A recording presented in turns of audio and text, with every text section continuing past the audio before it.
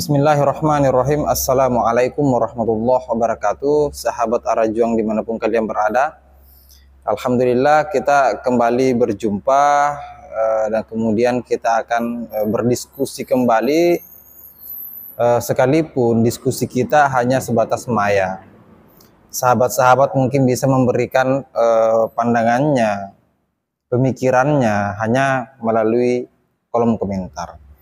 Tapi saya pikir diskusi kita sehat dan kemudian sahabat-sahabat banyak di antara kalian yang kemudian memberikan pandangan-pandangan yang positif, memberikan supportnya, memberikan dukungannya terhadap beberapa hal yang kemudian saya bahas di konten-konten saya sebelumnya.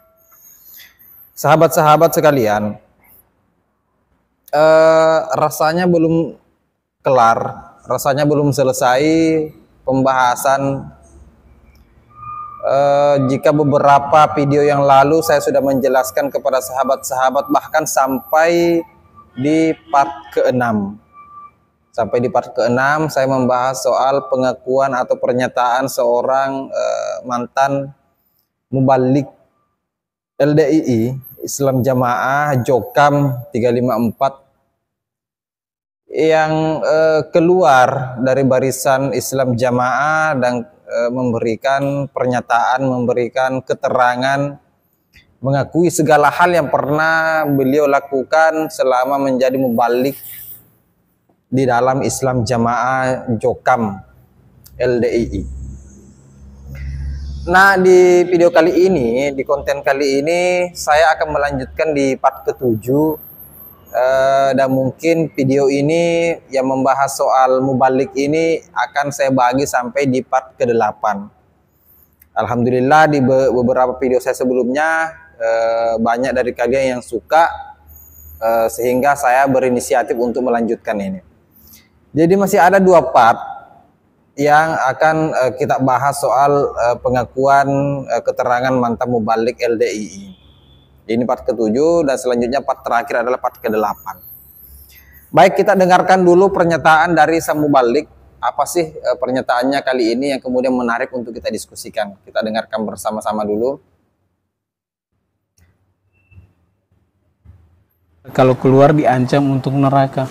Padahal kita keluar, kita masih sholat, masih menjalankan rutinitas ibadah kita. Bahkan kita lebih mengenal lagi hak-haknya kita sebagai Islam, kewajiban-kewajiban kita sebagai Islam, yang dulunya kita nggak tahu yang namanya apa itu manhaj, apa itu akidah, apa itu muamalah. Ini kita baru tahu setelah keluar dari jamaah. Banyak di antara kita sesama jamaah saja rusak muamalahnya karena kita nggak tahu muamalah. Banyak jamaah yang akidahnya rusak.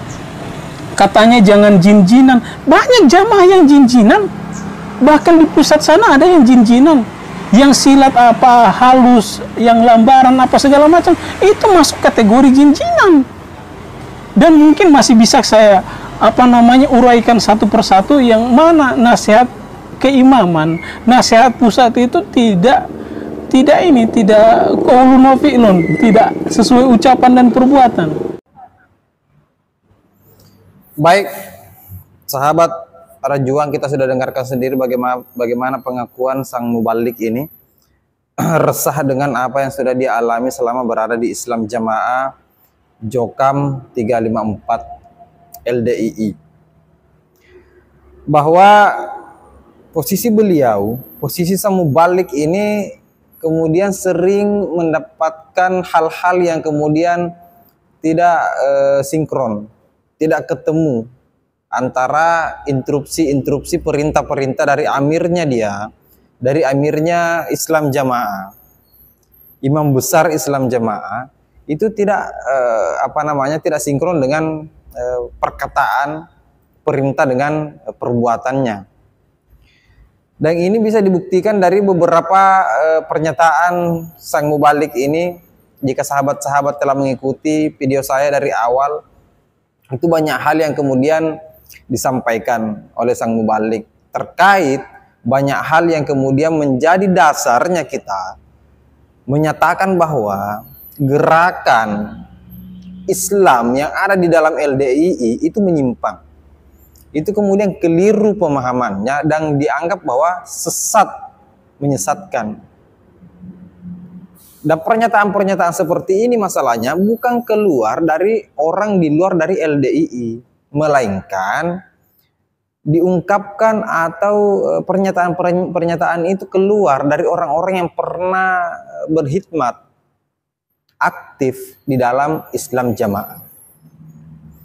Ya oke lah, di beberapa video yang lalu ketika sahabat-sahabat mungkin mengikuti konten-konten saya sebelumnya, ada pernyataan dari Hajah Hairani, ada pernyataan dari Pak Komandan itu, mantan Kapolda. Yang mereka semua adalah orang-orang penting di barisan Islam Jamaah LDII, banyak mengikuti pengajian, kemudian menyelesaikan kitab-kitab hadis. Itu kemudian keluar dan membeberkan segala sesuatu yang dianggap sesat di dalam Islam Jamaah. Saya pikir hal-hal seperti inilah yang kemudian akan menjadi referensi kita untuk memberikan penyadaran kepada saudara-saudara kita, bahwa betapa tidak benarnya apa-apa atau hal-hal yang sifatnya didakwakan atau didoktrinkan di dalam Islam Jamaah LDII.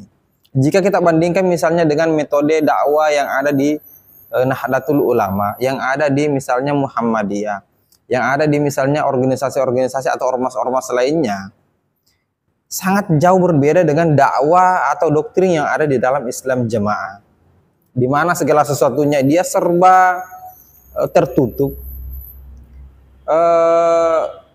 serba merasa suci. Orang lain dari kelompoknya adalah kafir, orang lain dari kelompoknya adalah najis. Bahkan orang yang keluar dari barisan Islam Jamaah dianggap murtad. Ini kan doktrin-doktrin seperti ini, pemahaman-pemahaman agama seperti ini, jika kemudian dibiarkan tersebar luas, maka saya yakin akan lebih banyak lagi orang-orang awam yang tidak kuat pondasi keagamaannya akan ikut. Bagaimana tidak?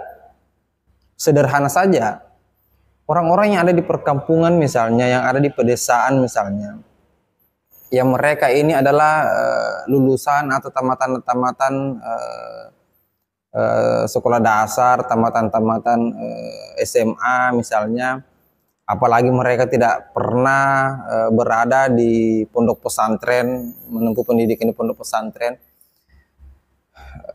pemahaman agamanya rendah, sehingga rentan bagi mereka untuk terpapar, rentan bagi mereka untuk mendapatkan informasi-informasi soal Islam Jamaah, dan mereka akan terima itu sebagai sesuatu yang luar biasa. Mereka akan terima itu sebagai sesuatu yang mereka anggap sebagai pencerahan dan lain sebagainya. Nah, inilah saya pikir yang harus kita sosialisasikan.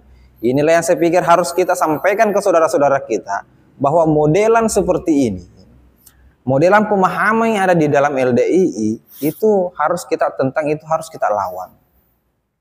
Saya pikir itu sahabat-sahabat sekalian yang kita akan bahas di konten kali ini, di video kali ini.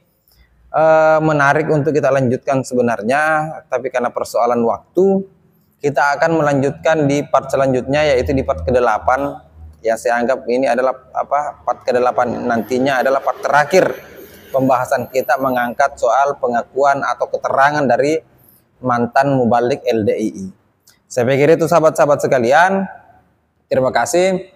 Akhir kata, wallahul muwaffiq ila aqwamit thoriq. Assalamualaikum warahmatullahi wabarakatuh.